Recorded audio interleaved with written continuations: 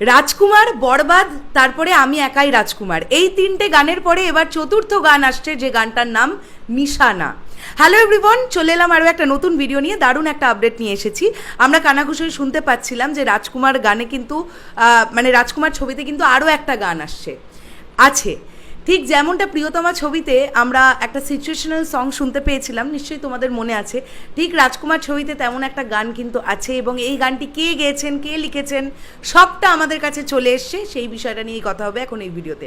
So চলো একদম দেরি না করে ভিডিওটা শুরু করা যাক। এবং তোমাদের কাছে একটাই অনুরোধ, যদি তোমাদের ভিডিওটা ভালো লাগে তাহলে একটু শেয়ার করে দিও, লাইক করে দিও, আর কমেন্ট করে জানিও তোমাদের কেমন লাগছে ভিডিওগুলো।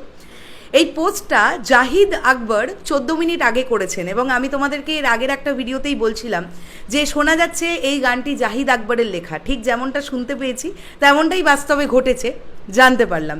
এবং এর সঙ্গে সঙ্গে এই গানটা নিয়ে আরও অনেক তথ্য কিন্তু আমাদের সামনে উঠে এলো। তিনি কি লিখছেন? রাজকুমারের নিশানা।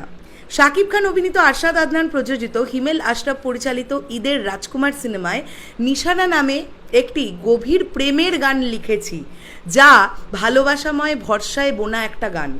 যে গানটা শুনে শ্রোতারা একটু হলেও আরাম পাবেন এমন আশা করছি, কিছুটা ক্লান্তি মুছে যাবে। এই গানটার কথার মাঝেও 2-1 লাইন কবিতার শব্দ মিশিয়ে লেখার চেষ্টা করেছি। সিনেমাটির পরিচালক হিমেল আশরাফ যখন আমাকে গল্প শোনাচ্ছিলেন, একটা ছবি দেখতে পাচ্ছিলাম মনের খুব ভেতর। সেই ছবিটাই গানের শব্দে লেখার চেষ্টা করেছি। শাকিব খানের রাজকুমার সিনেমাটির গল্প, শাকিব খানের দুর্দান্ত অভিনয় মানুষের মন অনায়াসে ভিজিয়ে দেবে। নিশানা গানটির সুরকার, সঙ্গীত পরিচালক হলেন প্রতিভাবান সাজিদ সরকার। গানটাতে নিজেকে আলাদাভাবে উপস্থাপন করেছেন।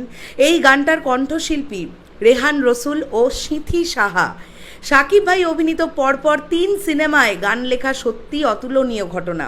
ভালোবাসা অনেক। তো আমরা সবটাই জানতে পেরে গেলাম, কি কে লিখেছেন গানটা, কে পরিচালনা করেছেন, কারা গেয়েছেন, সবটাই জানতে পেরে গেলাম। তো এটাও একটা দারুণ গান হতে চলেছে এমনটাই আশা রাখবো। এবার দেখার ব্যাপার এইটাই যে এই গানটা রিলিজের আগে আসে কিনা।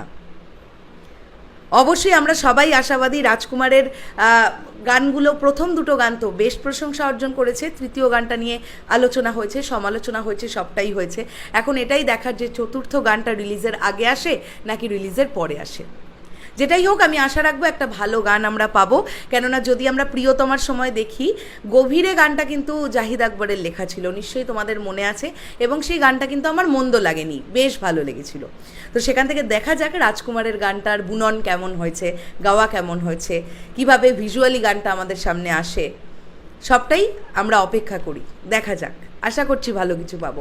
শেষ করলাম ভিডিওটা। তোমাদের কি বক্তব্য এটাকে নিয়ে, এই বিষয়টাকে নিয়ে অবশ্যই কমেন্ট করে জানিও। তাহলে এখনের জন্যে টাটা।